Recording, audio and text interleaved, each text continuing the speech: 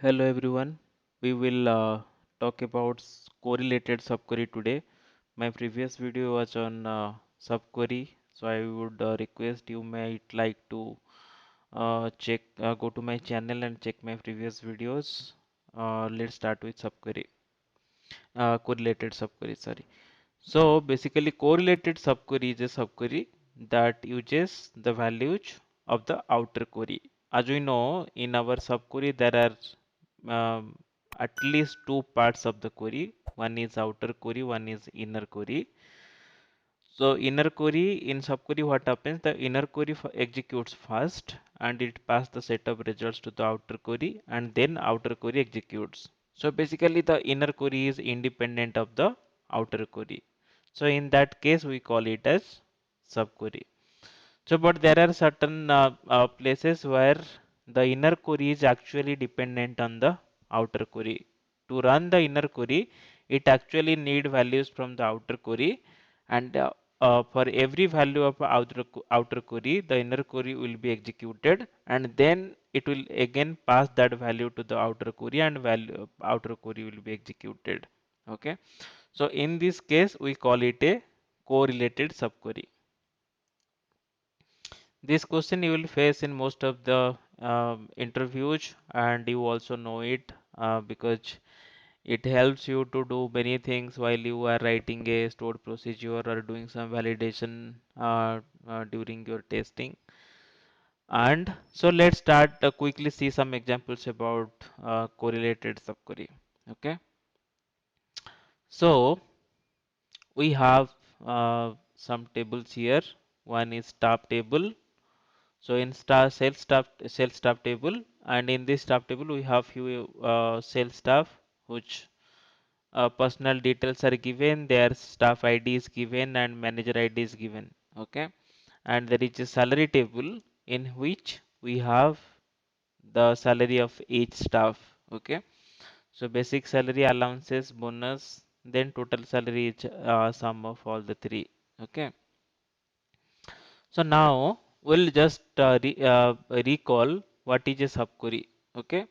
So suppose you want to find out the salary of all the staff whose salary is greater than the average salary of the like all the staff working in that store. Okay. So if you run this query which I have written here and I'm executing.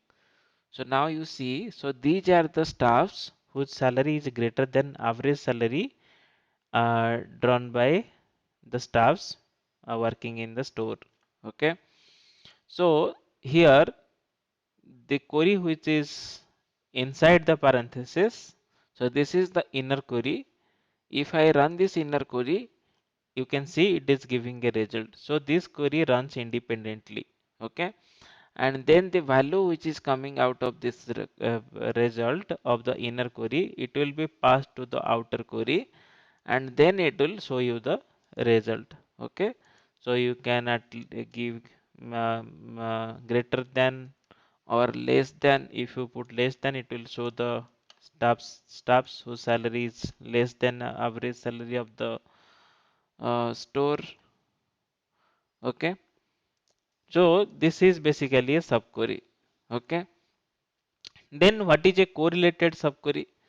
As I said, right, correlated subquery means the inner query is dependent on outer query for the execution. So let's take, we have this table and there are few staffs which are actually reporting to some of the managers, and we have a scenarios to identify who are the managers.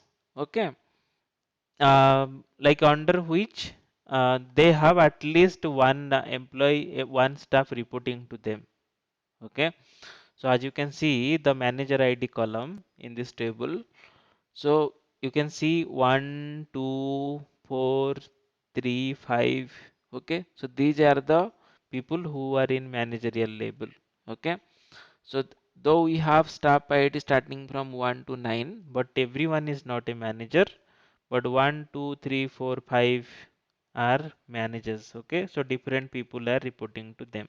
Okay, So we want to find out those staff who are managers and at least one person is reporting to them. Maybe there are more than one, but at least one should be reporting them. So that's why only they are managers, right? So this is the query, right? If you can see on my screen.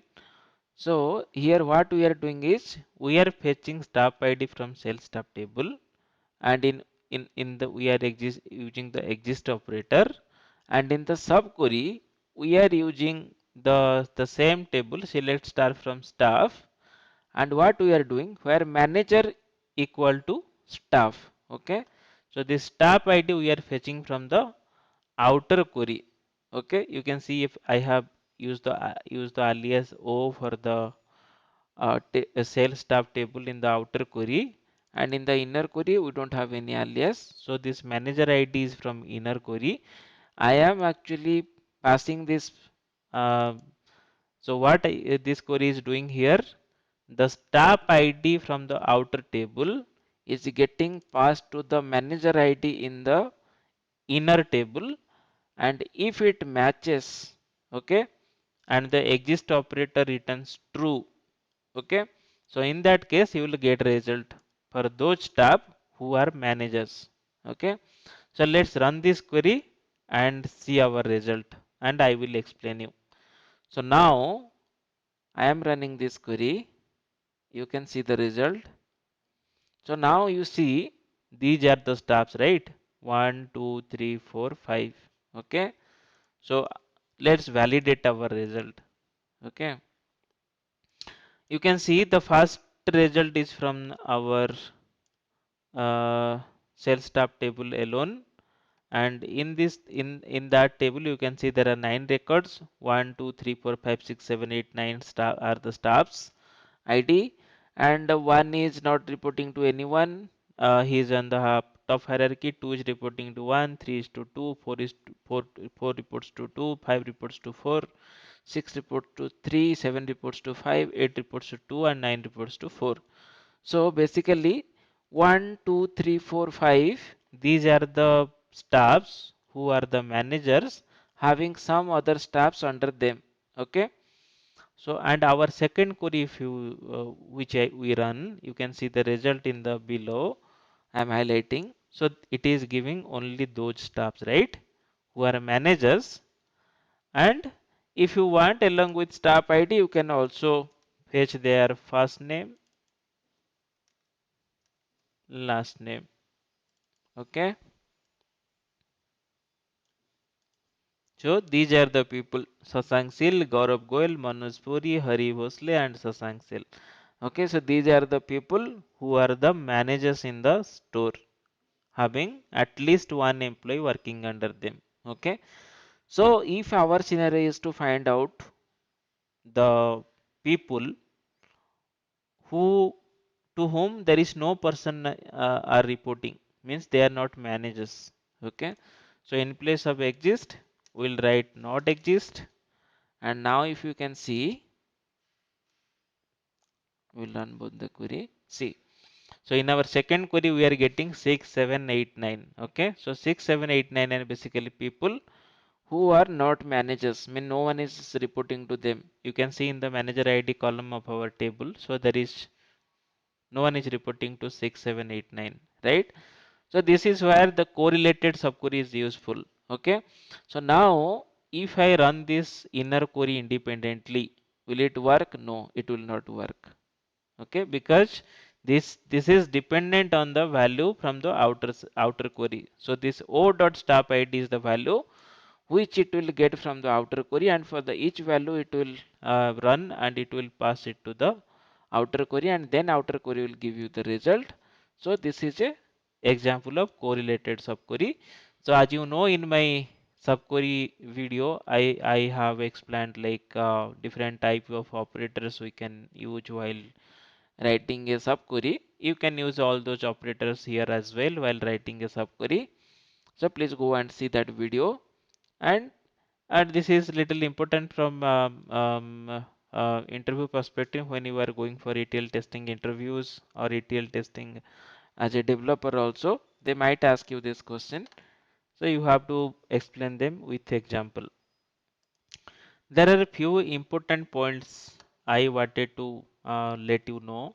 So just hear me out and remember it. So in my subquery video, I have not included them. So later I thought I missed it and I thought to cover that in video. So it's very important. They might ask it in interviews. So please listen me out. So about subquery, right? So a subquery cannot use distinct key. You know, right? I have made videos on distinct and group by. So a subquery cannot use distinct key if it includes group by. Second point is a subquery cannot use compute and into clauses, which I will be going, I'll be covering in my upcoming videos. What is compute and into? Just remember it. Then third is like a subquery can use order by if it has top function. Okay, you know, right? We give top function. There is a top function. If I have not covered, I'll cover it in my upcoming video. So that is also that this it can be used by subquery. Like if you like normally order by you cannot use in a subquery, but you can use it if you have top function. Okay, important. So then fourth point is like a subquery generated views cannot be updated. Okay, so any view you generated using subquery you cannot update that. And then there are few other points. So a subquery should be compared with using any, some or all, exist or not exist. Okay, so all these things I have covered in my previous video where I discussed about subquery. Please go and check it out. And then there is another thing. A subquery cannot include column types, right? Like end text, text, image. These kind of columns cannot be used under subquery. So this you will be knowing like what are these kind of columns when you will be going to little advanced level. But these are the few important points about subquery. So please remember it. So you might it might be useful you. And the last thing, as I have already told you many times, so be it subquery or correlated subquery, so it is not suggested to use all the time because this decreases the performance. Okay, so there will be performance issues if you have huge number of data and you are using subqueries again and again in your stored procedure or your query, so it will decrease the performance of the of your query. Okay, so that is why it is not recommended, but you can use it. Like there is no limitation, and just according to the situation you can use it. Okay, so that's it. So we will discuss more in my upcoming videos about new topics. Thank you for watching. Let's see you in my next video.